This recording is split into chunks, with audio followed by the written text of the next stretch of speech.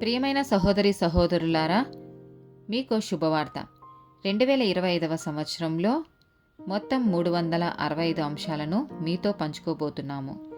జనవరి 1వ తేదీ నుండి ప్రతిరోజు ఒక అంశము మరియు దానికి సంబంధించిన వాక్యమును పంచుకుంటాము.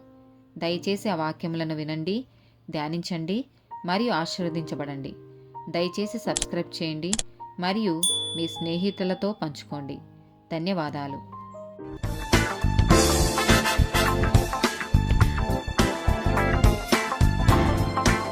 118th డే టాపిక్ స్వీయ పరిశీలన.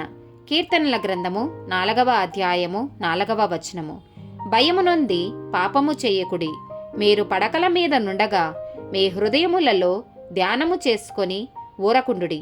యోబు గ్రంథము 12వ అధ్యాయము 7 నుండి 9 వచనాలు.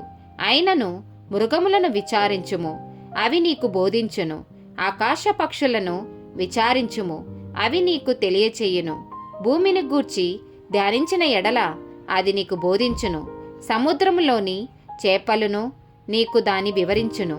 వీటి అన్నిటిని బట్టి యోచించుకొనిన ఎడల యెహోవా హస్తము వీటిని కలగచేసనని తెలుసుకొనలేని వాడెవడు? కీర్తనల గ్రంథము 32వ అధ్యాయము 3, 4 వచనాలు. నేను మౌనినై ఉండగా దినమంతయు నేను చేసిన నా ఆర్తధ్వని వలన నా ఎముకలు క్షీణించినవి.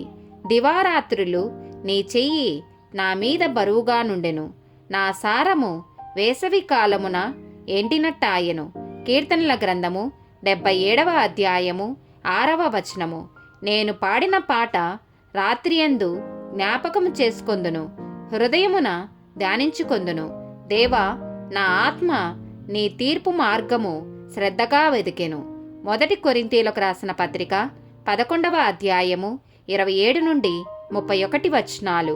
కాబట్టి ఎవడు అయోగ్యముగా ప్రభువు యొక్క రొట్టెను తినునో లేక ఆయన పాత్రలలోనిది త్రాగునో వాడు ప్రభువు యొక్క శరీరమును గూర్చియు రక్తమును గూర్చియు అపరాధి అగును. కాబట్టి ప్రతి మనుషుడు తన్ను తాను పరీక్షించుకొనవలెను. అలాగు చేసి ఆ రొట్టెను తిని ఆ పాత్రలోనిది త్రాగవలెను. ప్రభు శరీరమని వివేచింపక తిని త్రాగువాడు తనకు శిక్షావిధి కలుగుటకే తిని త్రాగుచున్నాడు. ఇందువలననే మీలో అనేకులు బలహీనులను రోగులునై ఉన్నారు. చాలామంది నిద్రించుచున్నారు. అయితే మనలను మనమే విమర్శించుకొనిన ఎడల తీర్పు పొందకపోదుము. 1 కొరింథీయులకు రాసిన పత్రిక 13వ అధ్యాయము 3 నుండి 5 వచనాలు. బీదల పోషణ కొరకు నా ఆస్తి అంతయు ఇచ్చినను, కాల్చబడుటకు నా శరీరమును అప్పగించినను ప్రేమలేని వాడనైతే నాకు ప్రయోజనమేమీయూ లేదు. ప్రేమ దీర్ఘకాలము సహించును, దయ చూపించును. ప్రేమ మత్సరపడదు, ప్రేమ డంబముగా ప్రవర్తింపదు, అది ఉప్పొంగదు, అమర్యాదగా నడవదు, స్వప్రయోజనమును విచారించుకొనదు, త్వరగా కోపపడదు, అపకారమును మనసులో ఉంచుకొనదు. ఆమెన్.